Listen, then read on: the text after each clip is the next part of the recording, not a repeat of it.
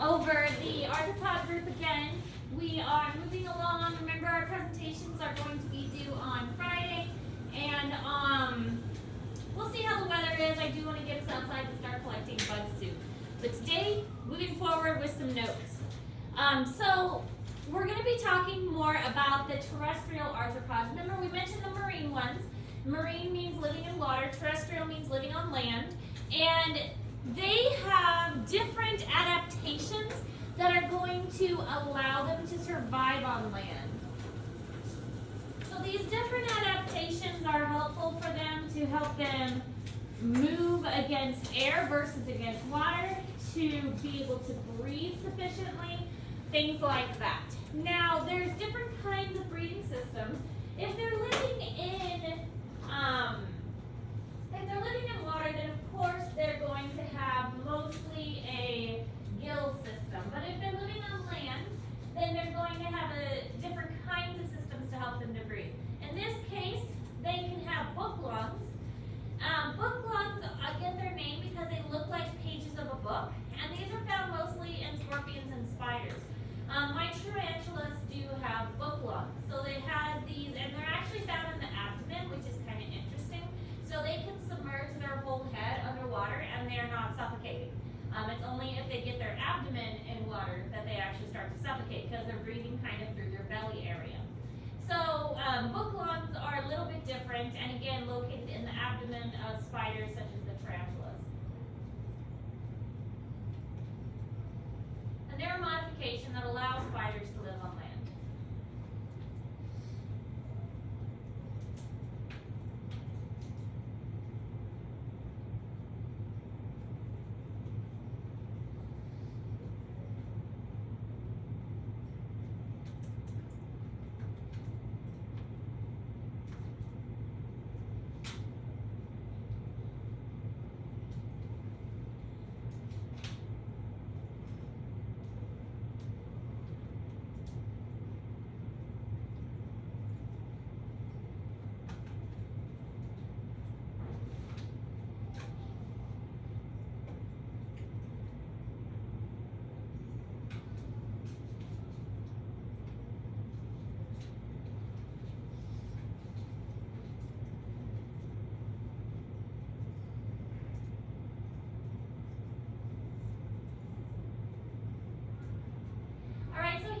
Picture of what a tarantula looks like on the inside. Again, here's the front part. The legs are going to be attached to this. This is called the cephalothorax. Cepha means head, thorax means chest, so the head-chest area. And then the abdomen, of course, is the back. So the book lungs are found right here. So as long as this portion doesn't go underwater, then the animal's able to breathe. The rest of it can breathe just fine because it's just, there's no lungs in that part. Because of the way that insects and arthropods are set up differently, it also helps them to survive a little bit differently too. So there's also a tracheal system, which is what we're going to see in typical insects. This tracheal system has spiracles, and the spiracles are little tiny holes. The little tiny holes lead into little tiny tubes, and these tubes go close to the muscles and close to the digestive tract, and they bring muscles directly to it. They do need a lot of oxygen because their muscles need a lot of energy. And so having this fresh oxygen right next to the muscles is a pretty efficient system that they can use. So the tracheal system is good for insects. It's not going to be good for like us. If we had spiracles that brought the air in, it's not going to work for us because our bodies are too big. But because the insects are so small, they are able to use this system with the spiracles in order to get the oxygen that they need more quickly.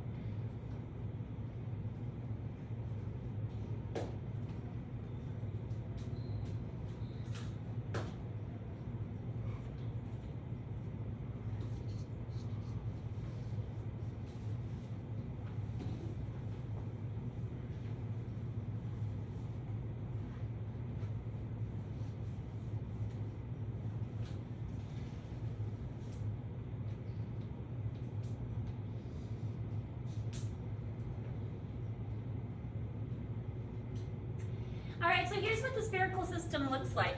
If you look really close, you can actually sometimes see the spherical. So here's a spherical and here's a spherical.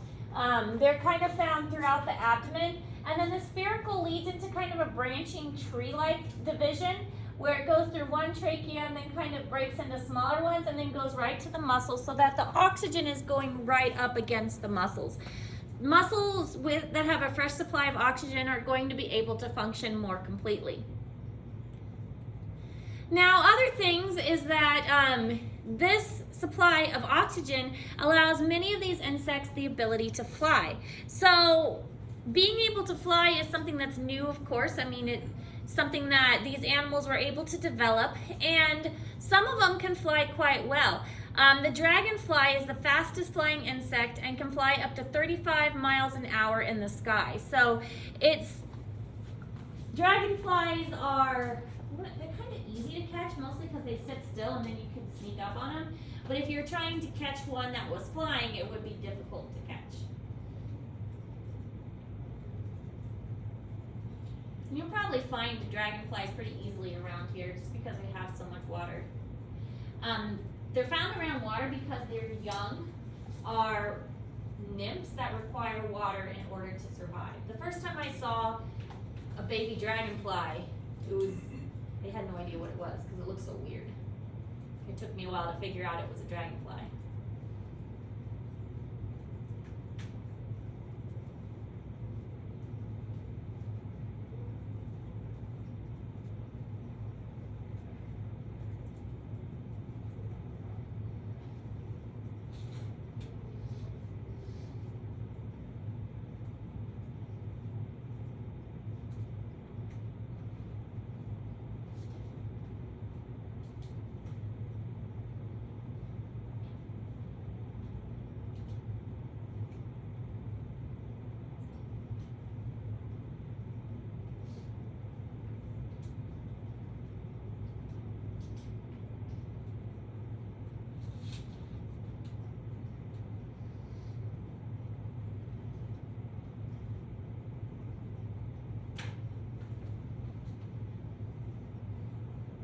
Alright, so insect flying led to many new developments. The ability to fly led for a lot of changes to take place. One of them is new predators. So now that we've got insects that fly, well, how can we take advantage of that? Well, what about if we spun a web across the trees to catch those flying insects? Flowering plants were able to develop to depend on pollination. Bees and pollination, incredibly important. In fact, when we do our insect collections, I would ask that you not collect a bee because their job of pollinating is more important than being in our collections. So bees are kind of off limits. Same with monarchs too. We're going to catch the monarchs, we're going to tag them and release them. We don't want the monarchs in our collections. Other than bees and monarchs, you can catch anything else really.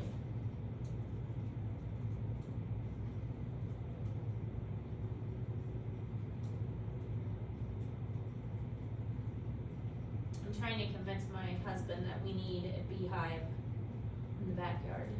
He's not totally sold on it yet. I'm working on it.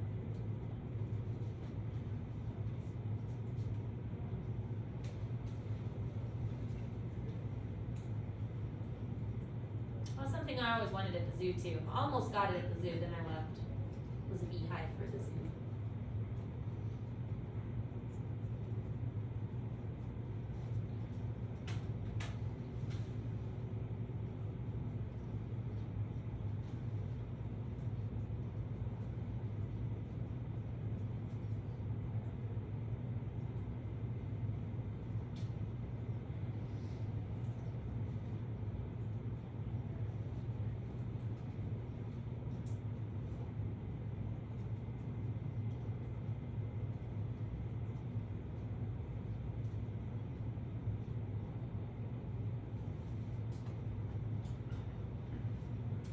Alright, so that's all we're really going to talk about. It's just kind of an introduction to terrestrial arthropods, because we did talk about the marine ones the other day. So being able to live on land is an advantage, and it opens up a lot of new space for them.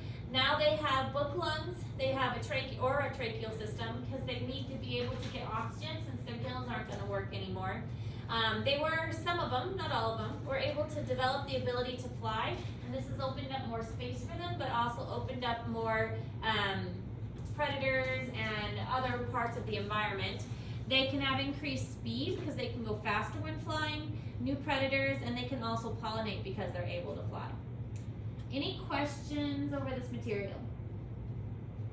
All right, so you are getting a new assignment today because I think a lot of you are finishing up with your presentations. Continue to work on those presentations. Again, they are due on Friday. That's when we will present. So they have to be done by Friday, okay? Because we will present on Friday. So really, they need to be done Thursday. And then the new assignment is called the crayfish dissection prep. Anytime we do a dissection, which will be frequently in this class, we will do an assignment beforehand to prepare us for that. So this dissection prep is going to, it's a series of videos and questions that's going to help us prepare so that we're not just jumping into a dissection and not knowing what we're looking at or not knowing how we do it. So as far as the actual dissection, I am still waiting on the approval process. We have 9 crayfish. If we need to, we can probably dissect, but the groups would be bigger because we only have 9 and I have 3 classes. So that would be what, 3 crayfish per class, which isn't ideal at all. It's a process that I'm trying. We're trying to get the funds for it. Dissection stuff is expensive. So I tried to order like everything all at once so that this won't happen again in the future, so that we'll have everything we need for the rest of the year. So once we get the funds approved, then we have to actually have it ordered and shipped. So in truth, I don't know when this stuff is gonna come. So we do have some crayfish. I'm working on getting the rest.